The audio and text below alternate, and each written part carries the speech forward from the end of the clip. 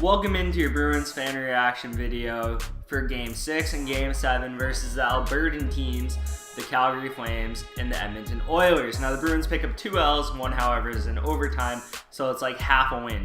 That's how I look at overtime losses. I look at them as half wins. You tied the whole 60, it's like soccer, they give you a point for a draw. If you watch these games, you know the Bruins left a lot to be desired from a viewing perspective. Just not their best performances in either games. They just didn't have the finishing quality. They just weren't putting their chances away. And you can make an argument they outplayed both teams start to finish. But at the end of the day, when you don't put your chances away, you're not going to win hockey games. Now, in the Flames game, I thought the Bruins outplayed the Flames in the first period, despite ending the first period down by 3 goals. The Bruins had better quality chances, but bad goaltending by Tuukka and some miscommunication. A good play by Tkachuk to set up for a leak. Well, actually, he set it up to Backlund, and then Backlund set up for a leak. No chance for Tuukka on that. But then he doesn't have the rebound control in the second goal. He lets that wrister from the point or slap shot from the point. It doesn't matter. It goes right at his glove, hits his glove, and just goes by him. You know, when that stuff happens early in the game, it's deflating. And I really think that first period is why the Bruins lost that game. It's obviously why the Bruins lost that game. If Tuukka makes those saves, they're probably not losing that game as badly as they did. 5-2 doesn't show how the game actually went. As for the Edmonton game, that game was boring to me till about midway through the second. It took a goal to get that game going, in my opinion. The game was entertaining after that, but the first half of the game, snore fest. They did a good job containing McDavid as much as they could. He still got 2 assists. One of them in the overtime, but really 3-on-3 with that type of speed. That's just unfair. That's just, Edmonton, I don't know their stats, but I can imagine they don't lose much in overtime with him on the ice. If they get scored against in overtime, he's probably not on the ice. Plus, just a dumb play by Marchand in overtime. Just throw the puck up the middle. He was so late reading Bergeron, and he forced it. McDavid picks it off, and then not only does he do the bad pass, he skates directly at him like McDavid doesn't have the agility of a gazelle in a prairie or something.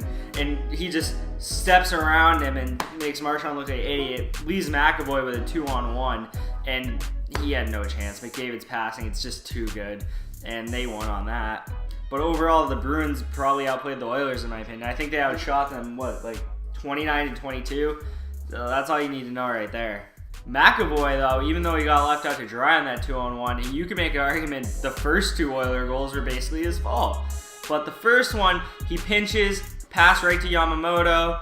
Because of the pinch, he's just out of coverage. No one's covering Yamamoto because of it. Yamamoto goes on net and snipes on Halak.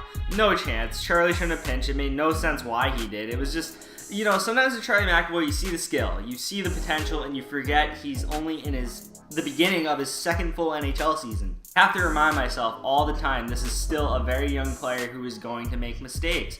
And he would make another later in the game with a holding penalty. He held the stick of McDavid, and he went way up into the play with a bunch of guys in the corner. All the forwards are down low.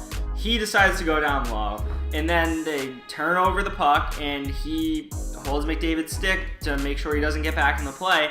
Dumb penalty. Oilers go on the power play, and of course they score. Just no point to it. You shouldn't have done it. Would they have scored on the counter? Maybe. But basically, you're giving them a much better chance by sending them to the power play. Not a good night by Charlie McAvoy by any means, and he hasn't had the best start to his season defensively. Offensively, he's been fine. 5 points in 7 games, I think, or 6 points in 7 games. He's been fine on that end of the ice. But I think he tries to be Superman too much, and he tries to make these really good plays, tries to outsmart the opponents when really he has to play a more at-home, safe game defensively instead of being extremely aggressive, because he's over-aggressive. If you want to talk about goaltending, neither Rask or Halak really played good in either of these games. Rask obviously had more of a stinker than Halak, but Halak didn't really do anything special in the Oilers game. I mean, he only faced 22 shots and he let up 3 goals, 1 in overtime, so, he just was average. I don't think he was really special or anything. One thing to quickly note is that the power play in both these games combined for 0 of 7. They just weren't clicking, they weren't finishing, some opportunities, but overall a lot left to be desired out of the power play. I don't really worry about that at all because, you know, there's so much talent on the Bruins that they will figure out that power play. So these are 2 L's that the Bruins take that now put them at 4-2-1, which is a good record to start the year. There's nothing wrong with it. But when you look at these games individually, they weren't that pretty, and the Bruins really need to bounce back Saturday night against Vancouver. One more thing I want to note about the Flames game is that Tkachuk, Backlund, and Frolik line was dominant, man. When they were on the ice, they controlled play, they got good scoring opportunities, and they converted. They had a little pep to their step. They just outplayed the Bruins wall-to-wall in that one.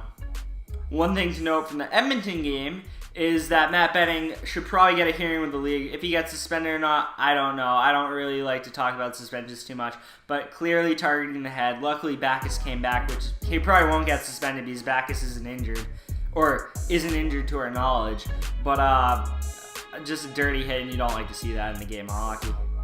So that basically wraps up my short Edmonton and Calgary review videos. I kept it shorter because, you know, the Calgary game's already passed. These 2 games, you know, you just want to move on from them and focus on the future. However, I will be releasing another video probably later tonight, maybe early tomorrow morning, like 3 a.m. I don't know, I'm a night owl.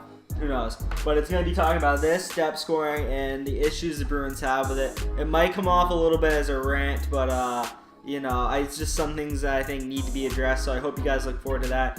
Hit the like button if you enjoyed the video. Hit the subscribe button if you want to support me and follow my coverage of the Bruins. Leave a comment. I love the interaction. What did you guys think about the Calgary and Edmonton games? And I'll see you next time. Peace.